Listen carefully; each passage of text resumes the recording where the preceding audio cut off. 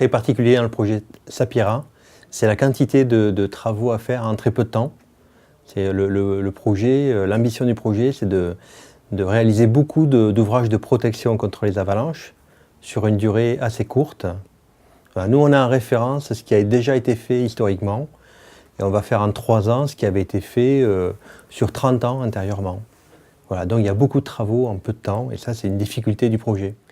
Il y a 6 chantiers sur le projet Sapira. Alors, on peut mettre en avant l'équipement du couloir numéro 4 à l'Hospitalet. Donc, c'est un couloir qui aujourd'hui est complètement, qui n'a aucun ouvrage de protection, qu'on va équiper intégralement. Donc, ça va être un chantier techniquement assez compliqué, dans des pentes assez fortes, en montagne, pendant 6 mois. Donc, c'est un chantier techniquement compliqué, et c'est le chantier le plus important, le plus symbolique ou significatif du programme. Les travaux vont se dérouler maintenant sur 2 ans, 2018-2019, et à peu près du début juillet jusqu'à fin octobre, donc ça fait à peu près 12 mois de chantier sur 2 ans. Voilà, après on a les coupures hivernales qui sont assez longues, c'est arrivé novembre, on verra en fonction de la météo, on est obligé d'arrêter le chantier, et on peut le reprendre qu'au déneigement des couloirs, qui en moyenne est courant mai-juin.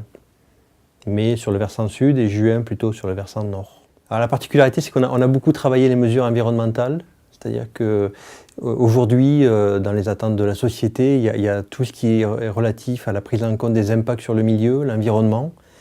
Donc on a beaucoup travaillé tout l'aspect environnemental, comment limiter les impacts, comment les réduire, les éviter ou les compenser. Donc on a beaucoup d'opérations, de surveillance, de mesures des impacts et des compensations de travaux sur de l'amélioration de milieu.